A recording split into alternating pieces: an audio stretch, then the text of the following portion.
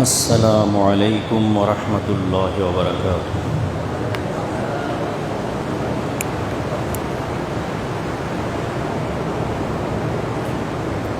الحمد لله نحمده ونستعينه ونستغفره ونؤمن به ونتوكل عليه ونعوذ بالله من شرور أنفسنا ومن سيئات أعمالنا من يهده الله فلا مضل له ومن يضلله فلا هادي له ونشهد أن لا إله إلا الله وحده لا شريك له ونشهد أن سيدنا ونبينا ومولانا محمدًا عبده ورسوله أما بعد فقد قال الله تعالى عز وجل في كلامه المجيد وفرقانه الحميد في شان حبيبه ونبيه مخبرا وآمرا إن الله وملائكته يصلون على النبي يا أيها الذين آمنوا صلوا عليه وسلموا تسليما صلى الله على سيدنا محمد وآله وأصحابه وسلم صلى الله على سيدنا محمد وآله وأصحابه وسلم بلغ العلا بكماله كشف الدجى بجماله حسنت جميع خصاله صلوا عليه وآله بلغ العلا بكماله كشف الدجى بجماله حسنت جميع خصاله صلوا عليه وآله إن التيا ريح الصباح يوما إلى أرض الحرم بلغ سلامي روضة فيها النبي المحترم بلغ بكماله كشف الدجى بجماله حسنت جميع خصاله صلوا عليه أكبادنا مجروحة من صيف هجر المصطفى طوبى لأهل بلدة فيها النبي المحتشم بلغ العلا كشف الدجى بجماله حسنت جميع خصاله صلوا عليه وآله يا مصطفى يا مجتبى ارحم على عصياننا مجبورة أعمالنا طمعا وذنبا بالظلم بلغ العلا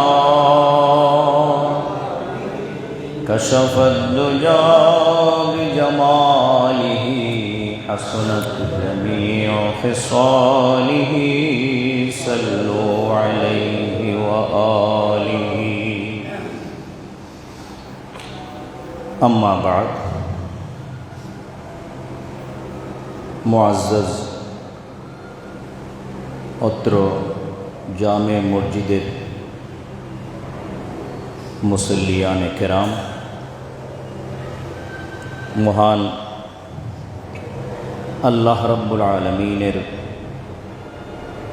দরবারে আলিয়ায়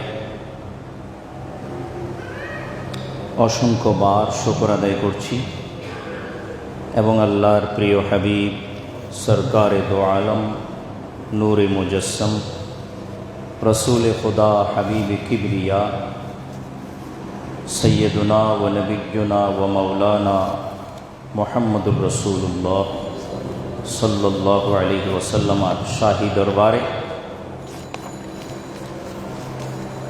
অগণিতবার দরুদ ও সালাম পেশ করছি। মহান আল্লাহ রাব্বুল আলামিন আমাদের সকলকে তার দরবার শরীফে কবুল করুন, বলুন আমিন।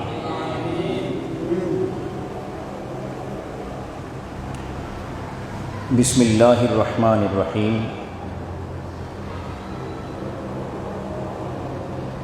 ফামান ইয়ামাল মিসকালা যাররাতিন খায়রান ইয়ারাহ ওয়া মান ইয়ামাল মিসকালা যাররাতিন শাররান ইয়ারাহ। সদাকাল্লাহু মাওলানাল আযীম ওয়া সদাকা রাসূলুহুন নবিয়ুল করিম। পবিত্র কোরআনে মজিদের মুবারক সূরা সূরাতুজ জালজালাহ অথবা সূরাতুজ জিলজাল এর আয়াত দিয়ে আজকের আলোচনা শুরু করতে চাই। অতীব গুরুত্বপূর্ণ বিষয় আপনাদেরকে জানাতে চাই।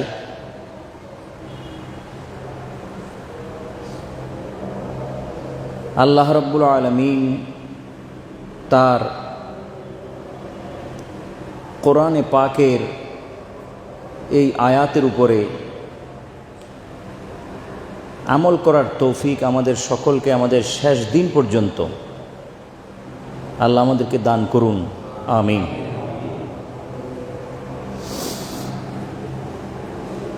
এটা বিচার সংশ্লিষ্ট বিষয়। আমরা আমাদের ঈমানের অংশ হিসাবে আমরা শিখেছি, আমরা জেনেছি আমাদের ছোটবেলায় ঈমানে মুফাসসাল আমাদেরকে তো মক্তবেই শেখানো হয়েছিল, বলা হয়েছিল আমাদেরকে, আমাদের মুখে মুখে মুখস্থ করানো হয়েছিল আমানতু বিল্লাহি ওয়া মালাইকাতিহি ওয়া কুতুবিহি ওয়া রুসুলিহি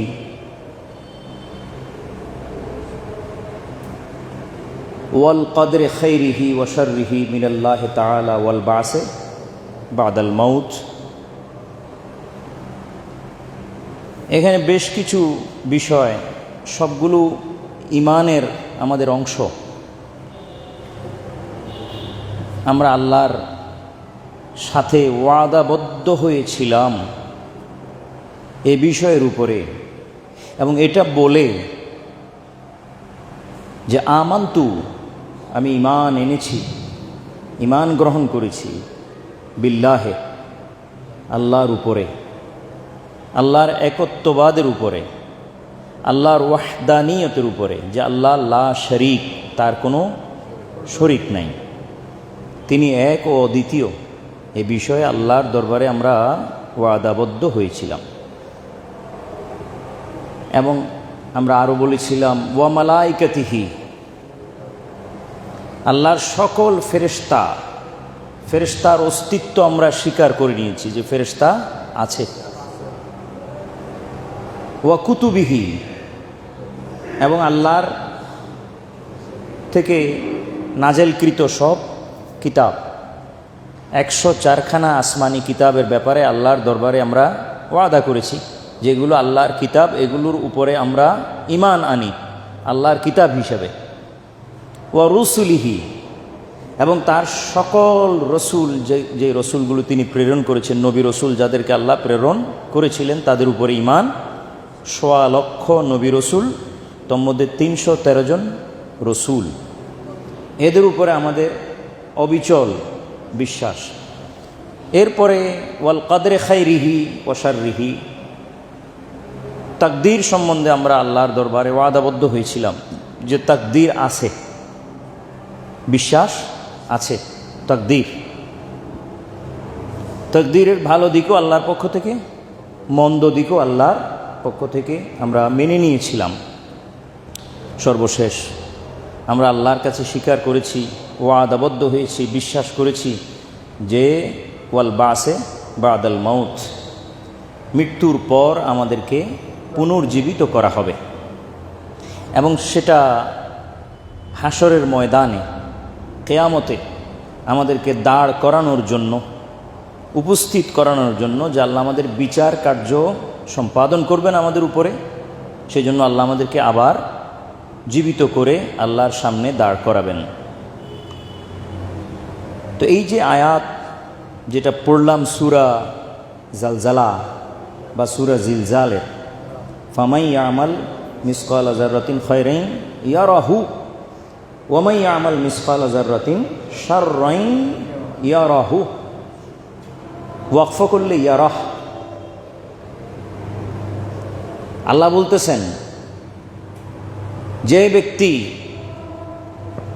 যাররা পরিমাণ ভালো কাজ করেছে, সেটা ময়দানে কিয়ামতে আল্লাহর থেকে তিনি তার সাক্ষাৎ পাবেন। যে ব্যক্তি যাররা পরিমাণ নেক আমল করেছে তিনি তার সাক্ষাৎ পাবেন, মানে সেটা তাকে দেয়া হবে, দেখানো হবে, তার সামনে পেশ করা হবে, দেখো তুমি এই ভালো কাজটা করেছিলে। তার সেটা যাররা পরিমাণ হলেও, যাররা মানে হচ্ছে কণা, বালু কণা, বালু কণা পরিমাণ নেক কাজ করলেও সেটা আল্লাহ তাকে দেখা করাবেন। আবার ওয়ামাই ইয়ামাল মিসকালা যাররাতিন শাররান ইয়ারাহ, একইভাবে যদি কেউ যাররা পরিমাণ বদ আমল করে, গুনাহের কাজ করে, তাও আল্লাহ তাআলা তাকে দেখা করাবেন, সাক্ষাৎ করাবেন। তাহলে কোনো মানুষ যদি তার নেক আমল বাদ আমল আল্লাহর দরবার থেকে তিনি সেটা তার সামনে উপস্থিত যদি পান কিয়ামতের ময়দানে, বোঝা গেল আল্লাহ তাআলা মানুষের আমলগুলোকে সংরক্ষণ করছেন। কি আল্লাহ মানুষের আমলকে কি করছেন? সংরক্ষণ না করলে পরে আল্লাহ এগুলো মানুষকে দেখাবেন কি করে? কিন্তু আল্লাহ ওয়াদা করতেছেন যে এগুলো মানুষকে দেখাবেন। তাহলে আল্লাহ যখন এগুলো মানুষকে দেখাবেন কিয়ামতের ময়দানে, যে যা করছে, বোঝা গেল আল্লাহ তাআলা তার আমলকে কোনো না কোনো জায়গায় হেফাজত করতেছেন, সংরক্ষণ করতেছেন। এগুলো কোনোটা ধ্বংস হচ্ছে না, ডেস্ট্রয় হচ্ছে না, বিলীন হচ্ছে না, ডিলিট হচ্ছে না, এগুলো আছে। কেউ কোনো কাজ থাকবে, এগুলো কেউ কোনো কাজ যদি করে, সেই কাজটা আধা ঘন্টা পূর্বে, 1 ঘন্টা পূর্বে, 3 ঘন্টা পূর্বে, 5 ঘন্টা পূর্বে, 2 দিন পূর্বে, 4 দিন পূর্বে, 10 বছর পূর্বে, সে হয়তো ভুলে যেতে পারে। কিন্তু এটা সে ভুলে যাওয়া মানে এই নয় যে এটা অস্তিত্ব থেকে বিলীন হয়ে গেছে, তা মোটেই নয়। বরং সেটা কোনো না কোনো জায়গায় সংরক্ষিত রয়েছে বলেই আল্লাহ তাআলা কিয়ামতের দিন তার সামনে এটাকে জুমকে তুম, যেরকম করেছিল সেরকম হুবহু অবিকৃত অবস্থায়, অবিচল, অ্যাজ এ জুয়েল আল্লাহ তাআলা তার সামনে এগুলো পেশ করবেন। এই জন্য আল্লাহ বলতেছেন, ফামাই ইয়ামাল মিসকালা যাররাতিন খায়রান ইয়ারাহ ওয়া মান ইয়ামাল মিসকালা যাররাতিন শাররান ইয়ারাহ। আরও কিছু আয়াত আছে, এত আয়াত তো এক আলোচনায় এনে বিশ্লেষণ করা তো সম্ভব নয়।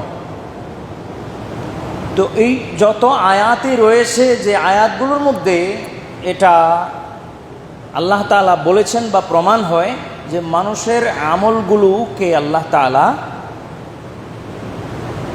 জমা রাখতেছেন, সেগুলোকে আল্লাহ তাআলা তার সামনে দিবালোকের মতো প্রকাশ করে দিবেন। এই মুহূর্তে সূরা তারেক মনে পড়তেছে আমার, সেখানে একটা আয়াত এরকম আছে, ইয়াউমা তুবলাস সারাইর, কিয়ামতের দিন মানুষের সকল গোপন বিষয়গুলোকে সম্পূর্ণরূপে প্রকাশ করা হবে। জি, এই জন্য যারা কোরআনে পাক তাফসীর করেছেন, কোরআন বিশ্লেষণ করেছেন, কোরআনের মধ্যে খুব গভীরভাবে দৃষ্টি বিনিয়োগ করেছেন এবং সেখান থেকে নতিজা বের করছেন, ফলাফল বের করছেন, তারা লিখেছেন যে মানুষের আমলগুলোকে আল্লাহ তাআলা বেশ কয়েকভাবে সংরক্ষণ করতেছেন, মানে ডিফারেন্ট ওয়েতে আল্লাহ তাআলা এগুলোকে সংরক্ষণ করতেছেন। ৬-৭টা এরকম মানুষের আমল সংরক্ষণ করার আল্লাহর কাছে উপায় আছে। এগুলো একটা অস্বীকার করলে আরেকটা আল্লাহ তাআলা দাঁড় করাবেন, সেটা অস্বীকার করলে আরেকটা, সেটা অস্বীকার করলে আরেকটা, সেটা অস্বীকার করলে আরেকটা, এভাবে সর্বশেষ এমন একটা বিষয় আল্লাহ তাআলা তার সামনে পেশ করবেন যে তার আমলগুলোকে ফরফর ফরফর করে বলে দিচ্ছে, সে এবার আর অস্বীকার করতে পারবে না যেগুলো আমি করিনি। হ্যাঁ, কথা বুঝে আসে ভাই? আপনাকে, আমার সাথে আপনার কোনো ঘটনা হয়ে গেল, আমি নানানভাবে চেষ্টা করতেছি এটা প্রমাণ করার জন্য। দেখা যায় আপনি যদি একটু চালাক চতুর হন, আমি প্রমাণ করতে পারবো না। আর একটা করব, দুইটা করব, তৃতীয়টার মধ্যে আমি আটকে যাব, হয় আপনি আটকে যাবেন, নয় আমি আটকে যাব। কিন্তু আল্লাহর কাছে এরকম কোনো কারবার নাই যে আল্লাহ আটকে যাবেন, প্রমাণ করতে পারবেন না যে সে এই কাজগুলো করে নেই। শেষে এমন একটা হাতিয়ার আল্লাহ ব্যবহার করবেন, যে হাতিয়ারের দ্বারায় সে নিজেকে নিজে ভৎসনা করবে যে আমি এগুলো কেন করলাম, এখন তো খুলে গেল। আমরা এক এক করে দেখি আল্লাহ কিভাবে মানুষের আমল সংরক্ষণ করেন। ১ নম্বর, মাওদাইনে মিনাল আরদে ওয়াস সামা, অর্থাৎ মানুষ যে জায়গায় কর্মটা সম্পাদন করে সেই জায়গার নিচের অংশ আর উপরের অংশ, এই দুই জায়গায় সাক্ষী থাকে। তার মানে জমিন এবং আসমান। যে জায়গায়, এই যেখানে বসে রয়েছেন, যারা যারা বসছেন, কোন একটা জায়গায় তো বসছেন, তো সেই জায়গায় একটু পরে নামাজ পড়বেন না, তো নামাজ একটা আমল। ওই জমিন ওই নামাজের ব্যাপারে আল্লাহর কাছে কি হচ্ছে? সাক্ষী হচ্ছে যে আল্লাহ আমার উপরে এই লোক 2 রাকাত নামাজ আদায় করছেন। আবার এই আমলটা ঠিক ওই জায়গার থেকে উপরে উঠে আসমানের মানে ভেদ করে আল্লাহর দরবারে যাচ্ছে না আমলটা, ওই আসমানের যেই জায়গা ভেদ করে উঠে সেই আসমানের অংশটাও আল্লাহর কাছে সাক্ষী দেয় যে আল্লাহ এই লোক এই আমল করছে, আমার ঠিক এই জায়গা দিয়ে আমলটা উঠছে তার। এই দুই জায়গা, এই দুই জায়গাকে বলা হয় মাওদাইন মিনাল আরদে ওয়াস সামা, জমিন এবং আসমানের ওই জায়গা, বিশেষ জায়গা, যে জায়গার উপরে ইবাদতটা অথবা অন্যায়টা সংগঠিত হয়। ইবাদত হলে ইবাদত, অন্যায় হলে অন্যায়, নেক কাজ হলে নেক কাজ, অপরাধ হলে অপরাধ সংগঠিত হওয়ার কোনো একটা জায়গা তো হবে। মনে করেন এখানে যে কোনো জায়গায় নামাজ না হয়ে খুন হইতেছে, তো খুনও তো একটা কাজ, চুরি হচ্ছে, ডাকাতি হচ্ছে, ইভেন একজন মানুষ দাঁড়িয়ে অপর মানুষকে বেইজ্জত করতেছে, মুখে কষ্ট দিতেছে, গালাগাল করতেছে, সেটাও তো একটা আমল। তো সেটা কোনো জায়গার উপরে সংগঠিত হচ্ছে, তো সেই জায়গা আল্লাহর কাছে সাক্ষী থাকে যে অমুক দিন অমুক সময় অমুক লোক, অমুক মায়ের ছেলে, অমুক বাপের ছেলে, অমুক নাম, সে আমার এই জায়গার উপরে, আমি এই জায়গার উপরে দাঁড়িয়ে অমুককে সে গালাগাল করছে, আমি সাক্ষী দিতেছি। তো জমিনের কাছে রেকর্ড থাকে আর আসমানের কাছে রেকর্ড থেকে। এই দুই জায়গায় আল্লাহ তাআলা মানুষের আমলকে কি করেন? রেকর্ড করেন, সংরক্ষণ করেন। দলিল কি? এটা তো আমি আন্দাজ করে বললাম, দলিল তো আছে নাকি? আল্লাহ বলেন ইজা জুলজিলাতিল আরদু জিলজালাহা ওয়া আখরাজাতিল আরদু আসকালাহা ওয়া ক্বালাল ইনসানু মা লাহা। এরপর কি? ইয়াউমাইযিন তুহাদ্দিসু আখবারাহা বিআন্না রাব্বাকা আওহা লাহা। এই আল্লাহ বলেন ইজা জুলজিলাতিল আরদু জিলজালাহা, যখন জমিনে মহাপ্রকম্পন সৃষ্টি হবে। কিয়ামতের বাঁশি যখন বাজবে তখন কি বলা আছে? জমিন ফেটে তুলার মতো উঠতে থাকবে, এটাই হলো জিলজাল। জমিন মারাত্মকভাবে ভাইব্রেট হয়ে, ভূমিকম্প হয়ে, আর্থকুয়েক হয়ে পার্টে পার্টে জমিন খুলে যাবে এবং তুলার মতো অংশে অংশে উঠতে থাকবে। এটাকে বলা হয় ইজা জুলজিলাতিল আরদু জিলজালাহা। এরপর কি? ওয়া আখরাজাতিল আরদু আসকালাহা, জমিন তার ভিতরে সুরক্ষিত থাকা ভারী ভারী জিনিসপত্র বের করে দিবে। ভারী ভারী জিনিসপত্র তো এখনো বাইর করে, খনিজ সম্পদগুলো মানুষ উত্তোলন করে বাইর করে ফেলতেছে না, এটাও এক ধরনের জমিন তার ভিতরের ভারী জিনিস কি করা, বাইর করে দেবে। কিয়ামতের পূর্বে মানুষ খনিজ সম্পদ তুলে ব্যবহার করে ফেলবে, এটা কিয়ামতের আলামত। খনিজ সম্পদ তো ইদানিংয়ের মধ্যে উঠতেছে, এই গত 400, 500, 600, 700 বছর আগের মধ্যে উঠতেছে, কিন্তু হাজার হাজার বছর পূর্বে তো জমিন থেকে ধন সম্পদ উঠে নাই। তো ধন সম্পদ উঠতেছে কিয়ামতের আগে, অল্প আগে করে নাকি অনেক আগে? অল্প আগে, ঠিক না? ওইটার উপরে কিয়ামত আসবে। মানে খনিজ সম্পদ, ধন সম্পদ মানুষ ভিতর থেকে তুলতে তুলতে তুলতে তুলতে জমিন যখন খালি হয়ে যাবে আর ভিতরে কিছু নাই, এরপর কি হইতে পারে? কিয়ামত সংগঠিত হইতে পারে। এটা হলো ওয়া আখরাজাতিল আরদু আসকালাহা, ভারী ভারী জিনিসপত্র কি করে দিবে? বের করে দিবে। এটা এক তফসির। আরেক তফসির হচ্ছে যে ওয়া আখরাজাতিল আরদু আসকালাহা এবং সামনের আয়াত ওয়া ইয়াউমাইযিন তুহাদ্দিসু আখবারাহা, যে সেই দিন জমিন আল্লাহর দরবারে তার মধ্যে বা তার উপরে সংগঠিত সকল ঘটনার সংবাদ আল্লাহর সামনে প্রকাশ করবেন। তার উপরে সংগঠিত সকল ঘটনার সংবাদ আল্লাহর সামনে প্রকাশ করবে জমিন। এটা এই দুই আয়াতের তাফসীরে লিখতেছেন যে আয়ে তুখবিরুল আরদু ওয়া তুহাদ্দিসু ইয়াউমাইযিন বিমা আমেলা আলাইহা মিন খায়রিন ওয়া শাররিন। এটা তাফসীরের ইবারত ইবনে কাসির এবং তাফসীর কুরতুবী।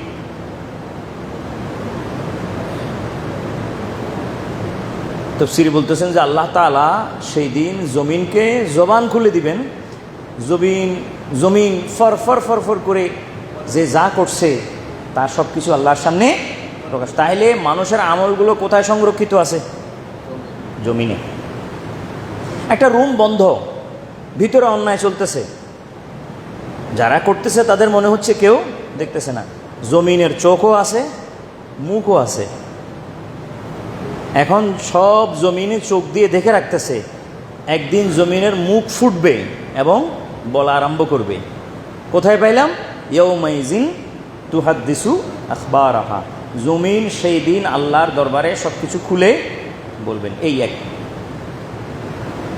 দ্বিতীয় দলিল ফামা বাকাত আলাইহিমুস সামাউ ওয়াল আরদ ওয়া মা কানু মুনজিরিন, সূরা দুখান। আল্লাহ বলতেছেন ফামা বাকাত আলাইহিমুস সামাউ ওয়াল আরদ, তাদের জন্য জমিন এবং আসমান কাঁদে নাই। তাই বুঝা গেল কি জমিন ও আসমান কাঁদে। নাহলে আল্লাহ কথা কেন বলতেছেন যে তাদের জন্য জমিন ও আসমান কাঁদে নাই? এখন কাদের জন্য? এটা কাদের জন্য আয়াত নাযিল হয়েছে? কওমে ফিরআউন। ফেরাউন যখন হযরত মূসা আলাইহি ওয়াসাল্লাম এবং বনী ইসরায়েলের বিরুদ্ধে বাইর হয়েছে লাখের মতো লস্কর নিয়ে, তাহারা হযরত মূসা আলাইহি ওয়াসাল্লামকে তাড়া করতে করতে বাহরে কুলজুম লোহিত সাগর এর নিকটে আসলো। এর আগেই হযরত মূসা আলাইহিস সালাম এবং কওমে বনী ইসরাইল তারা আগে থেকে কোনো উপস্থিত ছিল এবং আল্লাহ আল্লাহ করতেছিল যে সামনে তো সমুদ্র, আমরা পার হব কেমনে। আর এগুলো চিন্তা করতে না করতেই ফেরাউন এবং তার সৈন্যবাহিনী হযরত মূসাকে ধরার জন্য, গ্রেফতার করার জন্য বাহরে কুলজুমে উপস্থিত। সে সময় আল্লাহ তাআলা হযরত মূসা আলাইহিস সালামকে হুকুম করলেন যে আপনি আপনার লাঠিকে পানিতে মারেন এবং পানির উপরে লাঠিকে মারার পর ধরে রাখেন। তো তিনি মারলেন, ধরে রাখলেন, রাস্তা তৈরি হইল পানির উপরে 12 রাস্তা দিয়ে বনী ইসরায়েলের 12 দল রওনা করলেন।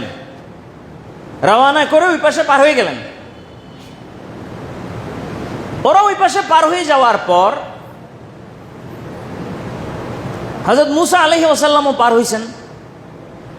পার বনী ইসরায়েল হয়ে যাওয়ার পর এদিক দিয়ে ওদের শেষ ব্যক্তি ওই পাশের জমিনে উঠতেছে, আর এদিক দিয়ে ফেরাউনের বাহিনী ঢুকতেছে।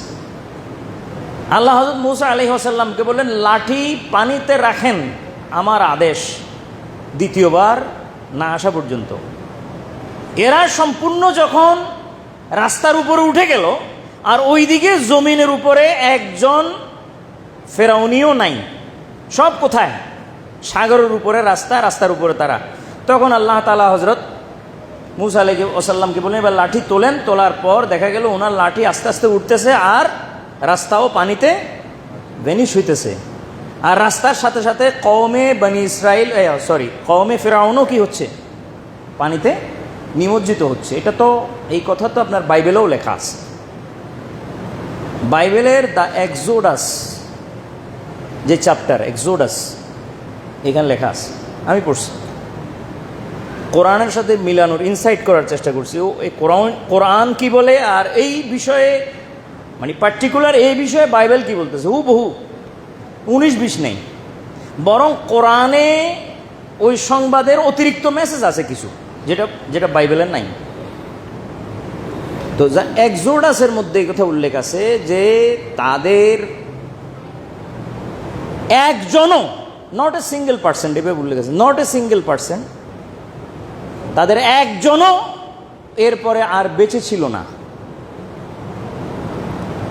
ফেরাউনের কওমের একজনও বেঁচে ছিল না। যারা হযরত মূসার বিরুদ্ধে আসছে তাদের সকলকে আল্লাহ তাআলা পানির মধ্যে সলিল সমাধি দিয়ে দিয়েছেন।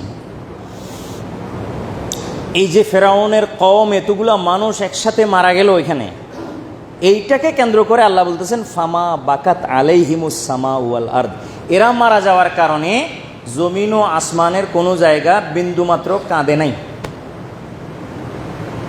ফামা বাকাত আলাইহিমুস সামা ওয়াল আরদ। তো এখন এটা একটা নস, আয়াতটা নস, এই নসের একটা ইশারা আছে। নস ইশারা করতেছে এটা যে বোঝা গেল তাহলে কারো কারো জন্য জমিন কাঁদে, এদের জন্য কাঁদে নাই। তো বোঝা যায় নিশ্চয় কারোর জন্য কি কাঁদে। তো কার জন্য কাঁদে?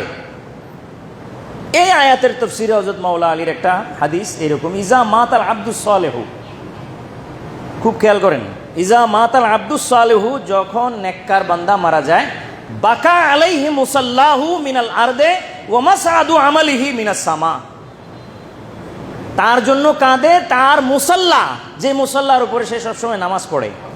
মুসাল্লা কোনটা? ওই কাপড় এটা নেই, কাপড় এটাও, এটার নিচের জায়গাটাও, এটা দুটোটা মুসাল্লা।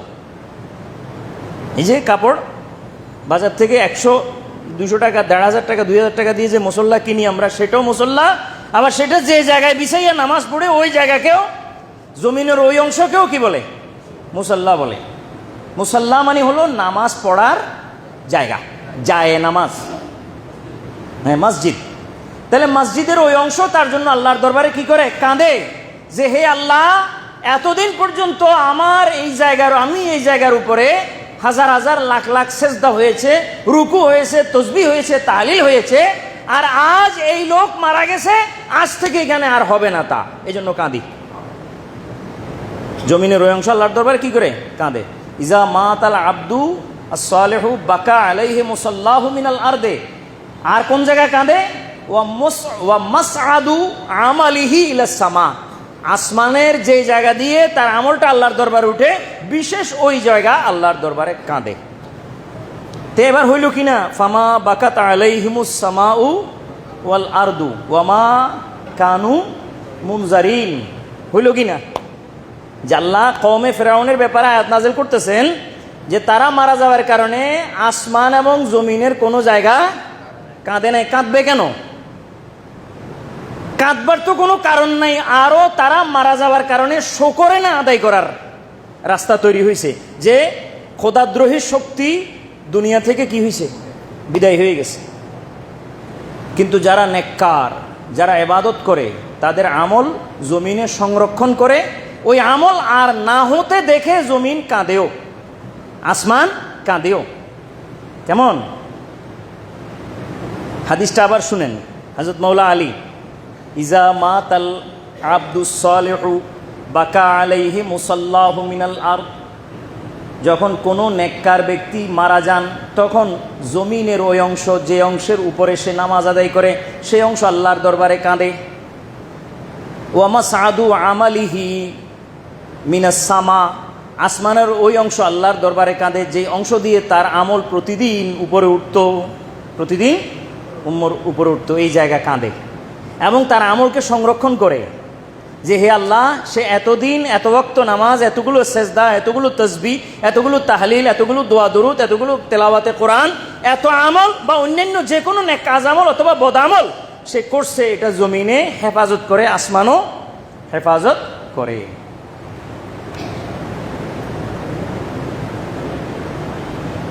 তাহলে আমরা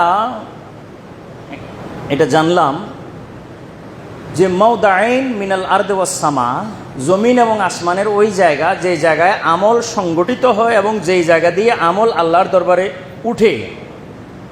ইলাইহি ইয়াসআদুল কালিমুত তাইয়্যিব ওয়াল আমালুস সালিহু ইয়ারফাউহু। যে জায়গা দিয়ে আমল উঠে আসমানের, সেই জায়গা আল্লাহর দরবারে কাঁদে।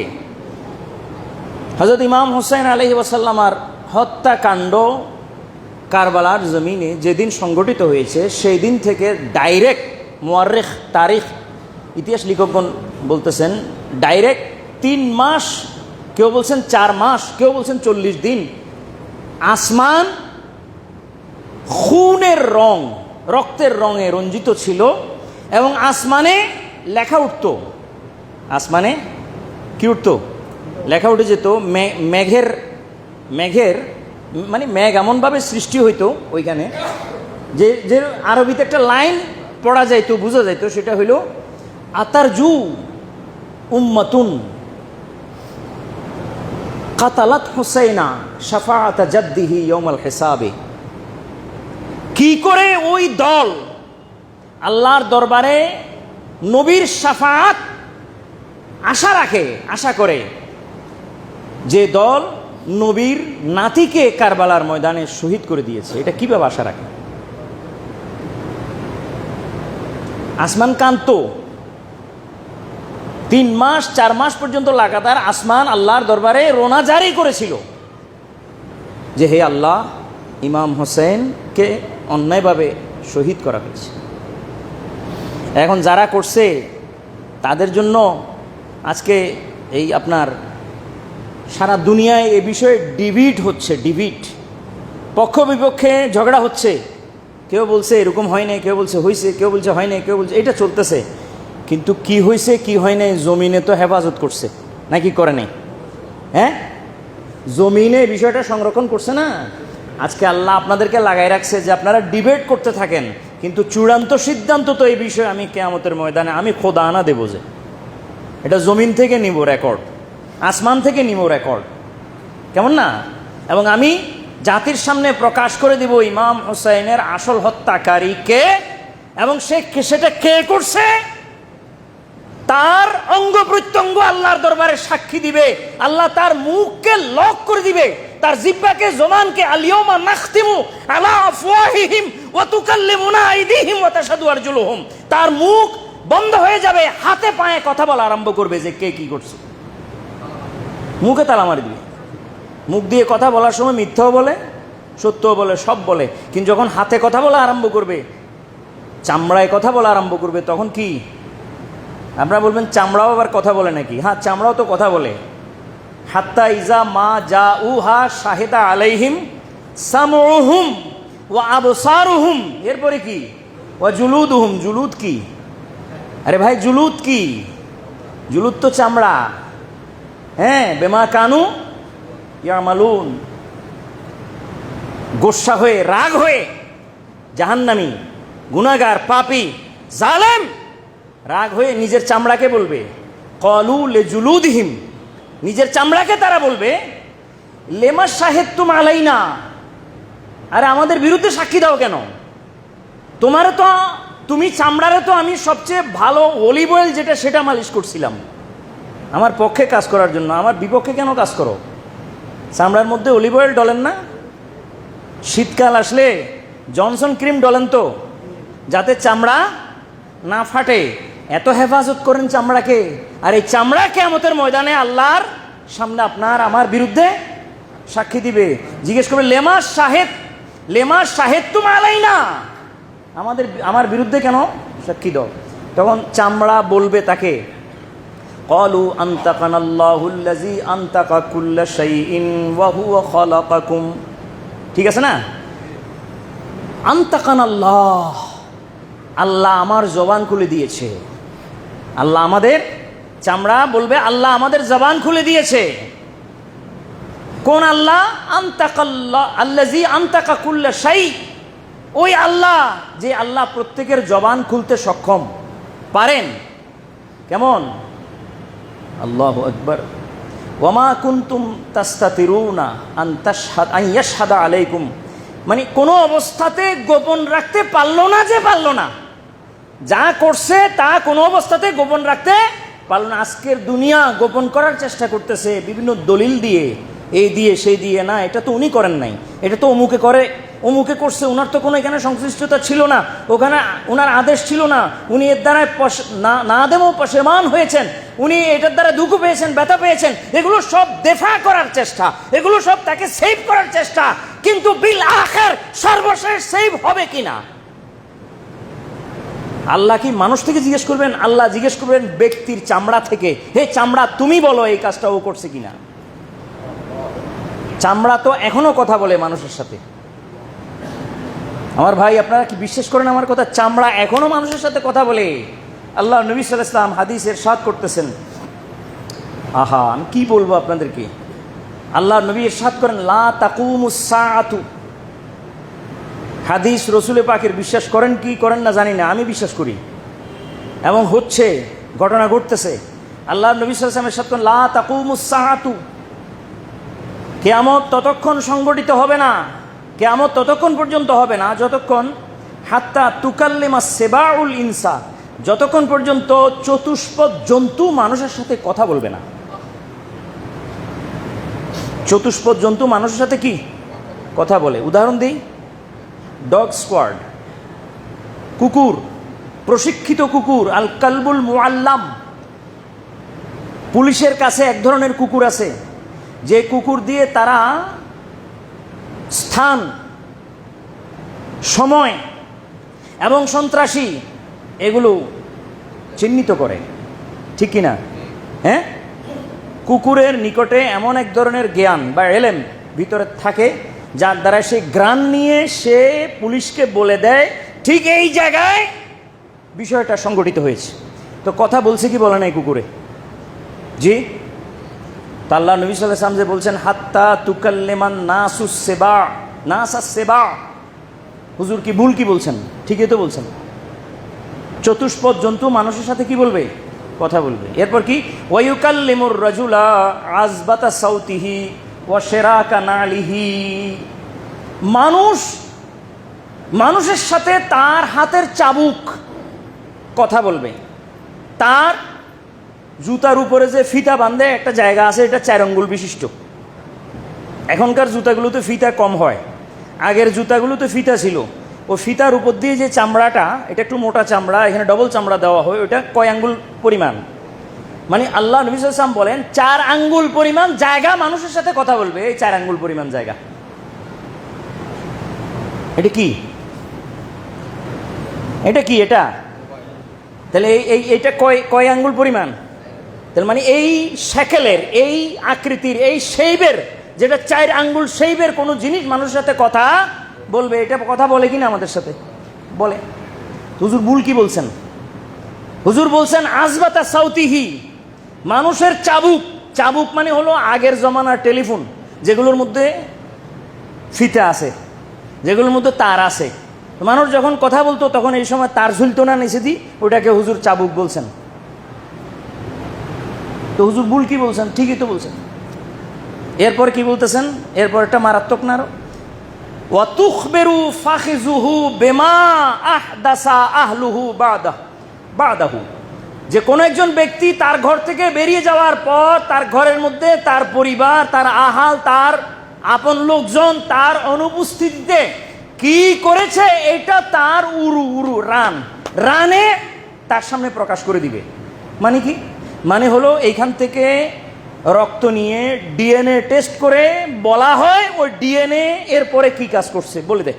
এখন বলতেছে এটা তো ডিএনএর জন্য টেস্ট করার জন্য যেই ইনস্ট্রুমেন্ট নেওয়া হয় সেটা কোত্থেকে নেওয়া হয়? রান থেকে।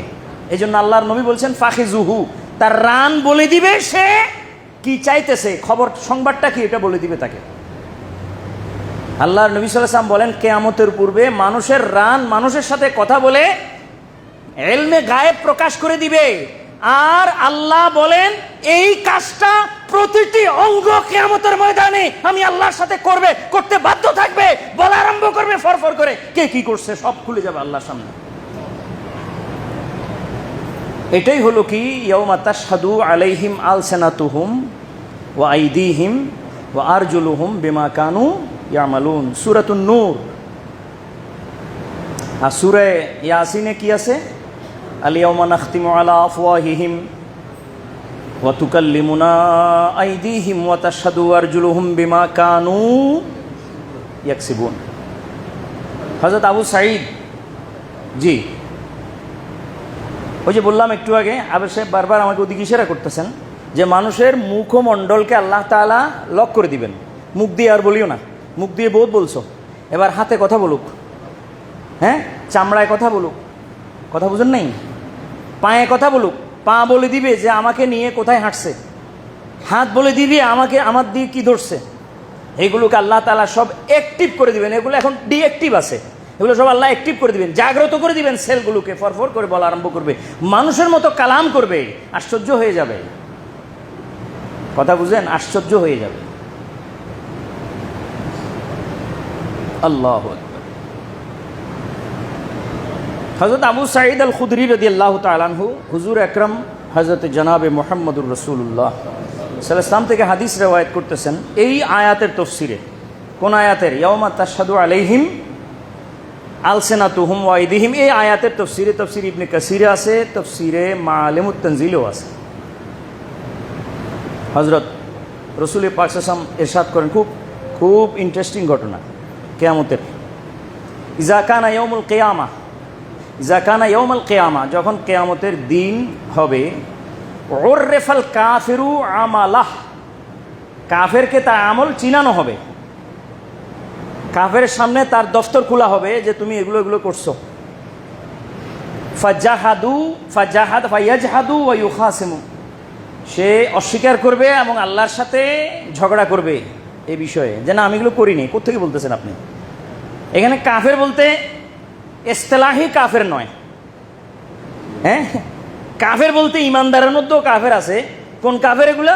যে এগুলো আকিদাতান কাফের নয়, আমালান কাফের।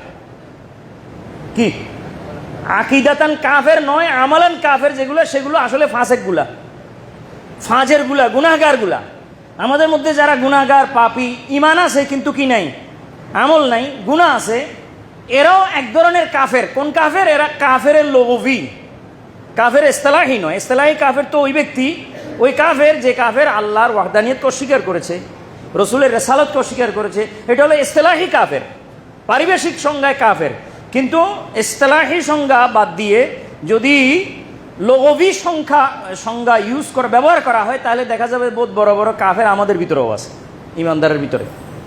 তো এগুলো সবগুলো একসাথে, যে ওর রেফাল কাফেরু আমালাহু, যেই কথা আসছে হাদিসের মধ্যে, এটা সবাই একসাথে, মানে সব, চাই সে ইস্তেলাহি কাফের হোক অথবা চাই সে লগবি কাফের হোক, সবাইকে একসাথে আল্লাহ তাআলা তার আমলকে যখন তার সামনে পেশ করবেন, যেমন আমাদের মধ্যে কেউ খুনি, ইমানদার, গুনাহগার, কিন্তু সে হত্যাকারী অন্যায়ভাবে, আবার সে সুদখোর, ঘুষখোর, মানুষের আপনার সাথে লেনদেন খারাপ করছে, এই করছে, বড় বড় গুনাহ করে চলে গেছে, হেও কাফের। তবে হে আমলি কাফের, এতেকাদি কাফের নয়, ইস্তেলাহি কাফের নয়, বরং লগবি কাফের। সে অস্বীকার করেছে আল্লাহর নিয়ামতকে সেই দৃষ্টিতে। তো ফা ইয়াজহাদু ওয়া ইউখাসিমু, আল্লাহর সাথে ঝগড়া করবে, তখন আল্লাহ তাআলা তার সামনে একটা পদ্ধতির দলিল পেশ করবেন। তো ইউকালু লাহু, তাকে বলা হবে হাউলায়ে জিরানুক ইয়াশহাদু আলাইক ইয়াশহাদুনা আলাইক, দেখো তোমার পাড়াপড়শি যারা এই আমল তোমার থেকে হইতে দেখছে, তারা তোমার বিপক্ষে সাক্ষী দিতে আসছে। দেখো তোমার পাড়াপড়শি বলতেছে, যাদের মাঝে তুমি ছিলা, যাদের মাঝে এই আমলটা করছো তুমি ছিলা, তো তারা বলতেছে শুনো। তখন সে বলবে কাজ্জাবু, তারা মিথ্যা বলতেছে আল্লাহ। এবার আল্লাহ এই ক্ষেত্রে তো আর বলার কিছু নেই, ডাইরেক্ট কি করে দিছে, আল্লাহকে মিথ্যারোপ করে দিছে, আল্লাহ তোমার সামনে মিথ্যা বলতেছে। তখন আল্লাহ তাআলা দ্বিতীয় পদ্ধতিতে যাবেন, বলবেন হাউলায়ে আশিরাতুক, আচ্ছা পাড়াপড়শি বাদ দাও, তোমার আত্মীয় স্বজন যাদের সাথে তোমার রিশতাদারি, কেউ তোমার মা, কেউ তোমার বাবা, কেউ তোমার ভাই, কেউ তোমার বোন, কেউ তোমার চাচাতো ভাই, খালাতো ভাই, জ্যাঠাতো ভাই, মামাতো ভাই, শ্বশুর, স্ত্রী, পুত্র, এরা তো তোমাদের রিশতার। পাড়াপড়শি না মিথ্যা কথা বলতেছে, এখন এরাও তো সাক্ষী দিতেছে, ওই একই কথা বলতেছে, হ্যাঁ এগুলো করছিল। তখনও সে আল্লাহকে বলবে কাজ্জাবু, তারা মিথ্যা বলতেছে। এমনভাবে আল্লাহকে মনে করছে যে আল্লাহকে এইভাবে একটার পর একটা সওয়াল করবে, আমি উল্টাই দিব, তখন আল্লাহ আমাকে আর ধরতেই পারবে না, শেষ পর্যন্ত আমাকে বেহেশতে না দিয়ে আল্লাহর কোনো উপায় থাকবে না। এরকম আল্লাহকে কি এত কাঁচা মনে করেন? আল্লাহ নবী সাল্লাল্লাহু আলাইহি ওয়াসাল্লাম বলেন যে আল্লাহ যদি ধরে কেউ বাঁচবে না, এবং ওইখানে আল্লাহর নবী সাল্লাল্লাহু আলাইহি ওয়াসাল্লাম বহুত কঠিন শব্দ ব্যবহার, কোনো গৌস কুতুবও বাঁচবে না। যারা নাকি আল্লাহর অতি প্রিয় বাজন তারাও কি বাঁচবে না। তুমি গৌস হয়েছো, কি জান মেলা মারে ফেলাই দিলাম, কি করবে করো, আল্লাহর সেই হিসাব, বুঝেন নাই? তখন এই ব্যক্তি আশিরাত, তার আপনা মানুষের ব্যাপারেও আল্লাহকে বলবে যে মিথ্যা বলতেছে ওরা। তখন এই লোকগুলোকে, তার আপনার পাড়াপড়শি এবং তার আশিরাত যারা আকারেব, তাদেরকে বলবেন যে এহলাফু, তোমরা কসম করো। তখন ফায়াহলিফুনা, তারা আল্লাহর সামনে কসম করবেন যে আল্লাহ কসম করে বলতেছে সেই কাজগুলো করছে। সুম্মা ইউসমিতুহুমুল্লাহ, আল্লাহ সবাইকে চুপ করাই দিবেন। ইহা তককে যে আল্লাহর সাথে ঝগড়া করতেছে তাকেও আল্লাহ তাআলা মুখ থেকে লক করে দিবেন, চুপ করাই দিবেন। করাই দেওয়ার পর আল্লাহ তাকে তখন ফায়াস্তাশহিদু আলাইহি, আল্লাহ তাআলা সাক্ষী চাইবেন কার থেকে? আইদিহিম ওয়া আলসিনাতাহুম, আল্লাহ তার হাতকে বলবেন যে হাত তুমি বলো, পাকে বলবেন পা তুমি বলো, চামড়াকে বলবেন চামড়া তুমি বলো। মুখ তো লক, মুখে কথা বলতে পারবে না। তখন হাতে ঠ্যাঙে বলবে, কানে শুনবে। তখন তার যত রকমের কারসাজি আছে সব আল্লাহর সামনে কি হয়ে যাবে? শেষ পর্যন্ত প্রমাণিত হবে। আল্লাহ কোন অবস্থাতে তার কেস, তার মামলা, তার দায়ের করা পিটিশন কোন অবস্থাতে আল্লাহ হারার পর গায়ের জোরে আল্লাহ তাআলা তাকে জাহান্নামে দিবেন এরকম হবে না, বরং আল্লাহ জয়যুক্ত হয়ে তাকে জাহান্নামে দিবেন। আল্লাহকে মামলা জিতে, কেসে জিতে তাকে কি করবেন? জাহান্নামে দিবেন। পরে যেন বলতে না পারে যে আল্লাহ তুমি গায়ের জোরে আমাকে কি করছো, সেটাও হবে না। সে মেনে নিতে হবে তার অপরাধ, সে মেনে নিতে হবে। তাহলে অপরাধ যখন মেনে নিতেই হবে, তখন বোঝা যায় নিশ্চয় আমাদের অপরাধ বা নেকি কোথাও না কোথাও কি হচ্ছে, সংরক্ষিত হচ্ছে, হেফাজত হচ্ছে, এবং সেগুলো আমার বডির ভিতরেই আছে। মানুষের হাত দেখে না, কতগুলো আছে হাত দেখি গণনা করে সামনের ভাগ্য সম্বন্ধে বলে। তো আমার একদিন একজনে প্রশ্ন করে, হুজুর একজন মানুষের হাতেই নাই, তো তার ভাগ্যটা কোথায় আছে? হাত কাটা কতগুলো আছে না ওগুলা? আমি বললাম মানুষের বডিতে 7 জায়গায় কয় জায়গায়? সাত জায়গায় তার হিসাব লেখা থাকে, এক জায়গায় না। এখানে তো হাত এটা এক জায়গায় না, এখানে না হলে আরেকখানে, আরেকখানে। হজরত মুসা আলাইহি ওয়াসাল্লামের সাথে হজরত খিজির আলাইহিস সালাম যে বাচ্চাটাকে মারি ফেলছেন, আকাতালতা নাফসান জাকিয়াতান বেগাইরে নফস, যে বাচ্চাটাকে হত্যা করছেন, মুসা আলাইহিস সালাম তো রেগে গেছেন, বললেন যে আপনি এটা কী করলেন? তখন হজরত খিজির বললেন যে এই জায়গার হাড্ডিটা ভিতর থেকে বাইর করো। মুসাকে বললেন এই জায়গার হাড্ডিটা ভিতর থেকে বাইর করো, বাম কাঁধের হাড্ডি গোস্ত থেকে বাইর করো। তখন তিনি গোস্ত থেকে এটা ছুরি দিয়ে কেটে কেটে বাইর করলেন। করার পর সম্পূর্ণ হাড্ডি যখন বেরিয়ে আসলো, গোস্ত আর নাই হাড্ডির সাথে সংযুক্ত, তখন বললেন যে নিচে দিয়ে, ঠিক হাড্ডির নিচে দিয়ে ওখানে কী লেখা আছে পড়ো। তো দেখা আছে, ওখানে লেখা আছে কাফিরুন লা ইউমিনু আবাদা, এই লোক এমন কাফের যে কখনো ঈমান আনবে না। তো এবার বুঝেন ভাগ্য কোথায় লেখা আছে? হাড্ডির তলে লেখা আছে। তো কোন জায়গায় আপনি কয় জায়গায় কাটবেন, হাত ফালাই দিবেন, পা ফালাই দিবেন, আর কয় জায়গা থেকে ডেস্ট্রয় করবেন, কোথাও না কোথাও আল্লাহ তাআলা এটাকে কি করছেন? সংরক্ষণ করেছেন, হেফাজত করেছেন। আজকে আর কথা বাড়াতে চাচ্ছি না, এখানে আরও অনেক কথা আছে, এগুলো ইনশাল্লাহ ধীরে ধীরে বলবো আল্লাহ তৌফিক দিলে। শুধু এইটুকু সংবাদ, পয়গাম, মেসেজ যে আল্লাহ রাব্বুল আলামিনের দরবারে আমাদের প্রতিটি আমল সংরক্ষিত হচ্ছে, যে যা করতেছে। মা ইয়ালফিজু মিন কাউলিন ইল্লা লাদাইহি রাকিবুন আতীদ। আরেকটা আয়াতে আছে যে আল্লাহ তাআলা কিয়ামতের ময়দানে প্রতি মানুষের সাথে দুইজন ফেরেশতা এমন দিবেন যে একজন তাকে ইউসাকু হাঁকায় হাঁকায় সামনের দিকে নিয়ে যাবে, আরেকজন ইয়াশহাদু আলাইহি তার বিপক্ষে সাক্ষী দিবে। তো আল্লাহর কাছে ব্যবস্থার অভাব নাই, আর আমার কাছে উপায় নাই। আল্লাহর কাছে ব্যবস্থার অভাব নাই, আর আমি এমন নিরুপায়। এই জন্য সবসময় আল্লাহর কাছে তটস্থ থাকা, সন্ত্রস্ত থাকা, ভয়ে ভীতিতে থাকা। আল ঈমানু বাইনাল খাউফি ওয়ার রাজা, ঈমান ভয় এবং আশার মাঝে থাকে। আল্লাহর দরবারে সবসময় অবনত মস্তকে আল্লাহর দরবারে সিজদারত থাকা একজন ঈমানদারের কর্তব্য, দায়িত্ব। আল্লাহ আমাদের সকলকে আমল করার তৌফিক দান করুন। ওমা তৌফিক।